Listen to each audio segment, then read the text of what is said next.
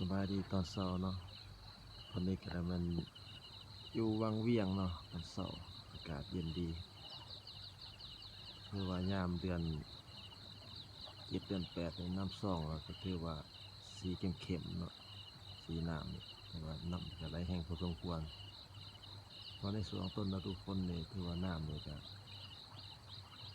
ฝนตกลิ้นเนาะเฮ็ดให้น้ำนี่ละลายแล้วก็เป็นสีเข้มสีจะบ่ใสคือยามแล้งเนาะ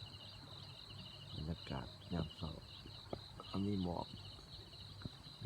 หนาปกคลุมจอมผาเนาะจอมภูจอมผาจะมีหมอกสวยงาม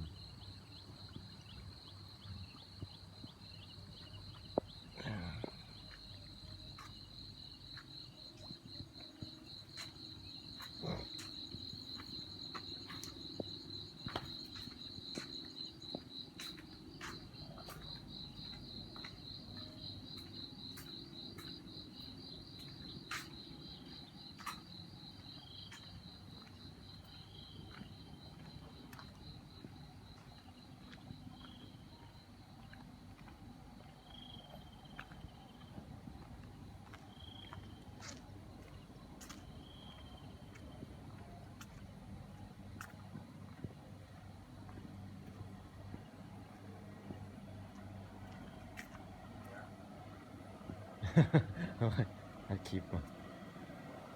บันทึกบรรยากาศยามเช้าก็ถือว่าสวยงามได้บรรยากาศอากาศเย็นดีบรรยากาศถือว่าซุ่มซื่นของต้นฤดูฝนนี่มันเบื้องต่างขางห้องแหมพอเนาะถือว่าสวยงามหลาย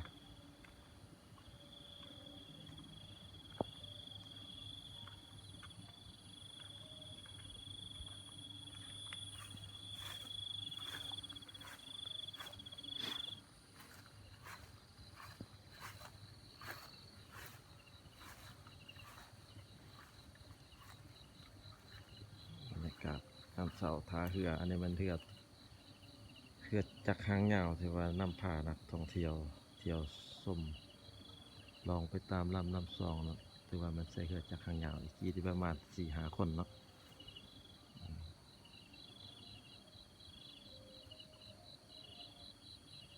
ตอนเช้าที่กสิบูมีแขกลองเรือของกันใดเนาะกันเห็น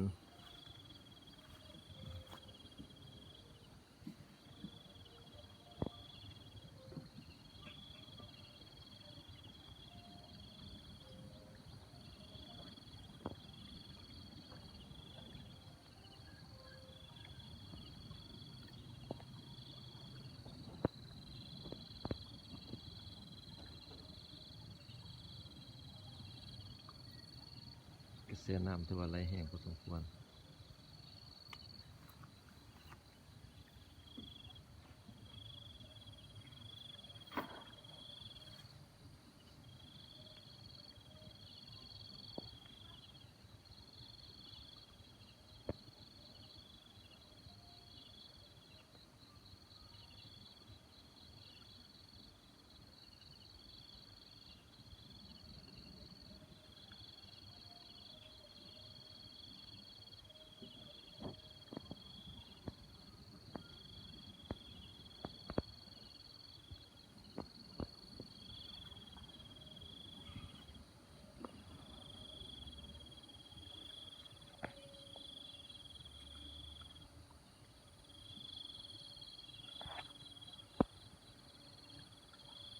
อีกหนึ่งที่ขาดบ่ได้เนาะมาเมื่อวังเวียงก็ต้อง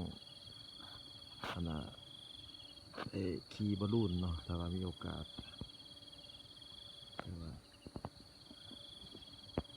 ถือว่าคักไว้ใครได้ขึ้นไปเนาะ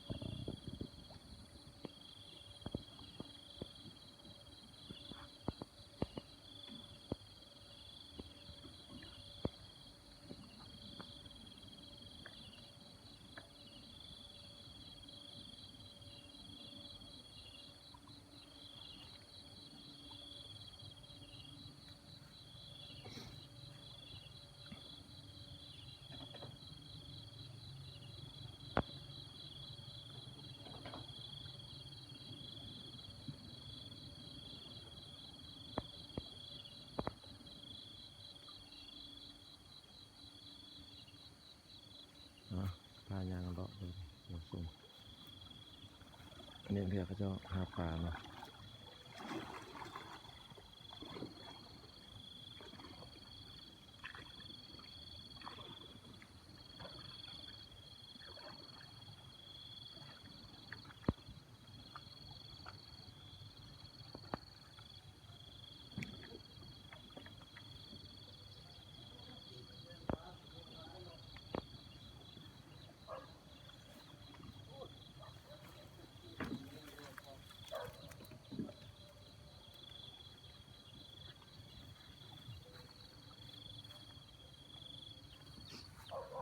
สิพาอย่างเลาะเบิ่งบรรยากาศอ้อแม่มหูแฮมพุ่นเนาะแคมป์น่ะแคมป์น้ำส่อง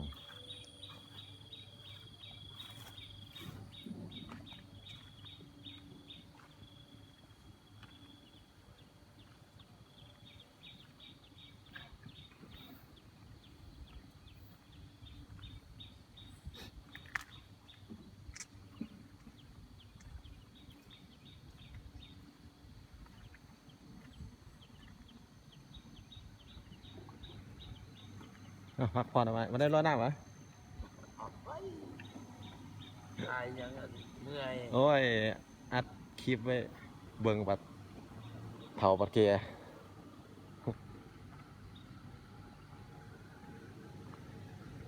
ตลอดอยืนน้ำยามเช้า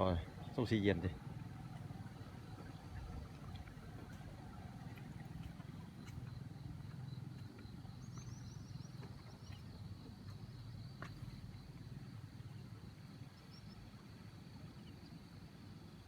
แต่บรรยากาศหมอกสีขาวยามเช้ากำลังปกคลุมยอดผู้ยอดพาอยู่เนาะผู้หินปูนเนาะที่ว่าที่จะหมอกปกคลุมอยู่เนี่ยงามมาก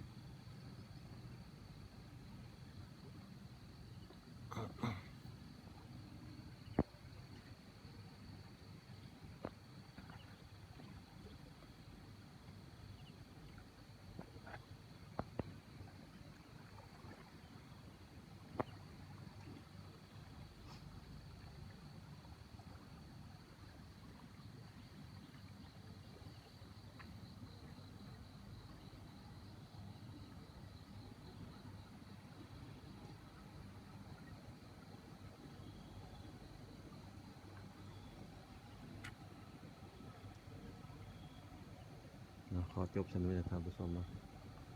คือว่าคลิปนี้ก็ยาวสมควรเป็นคลิปบรรยากาศยามเช้าพอเมืองเวียงมาเบิ่งนำกันเนาะขอบใจเด้อที่ติดตามครับ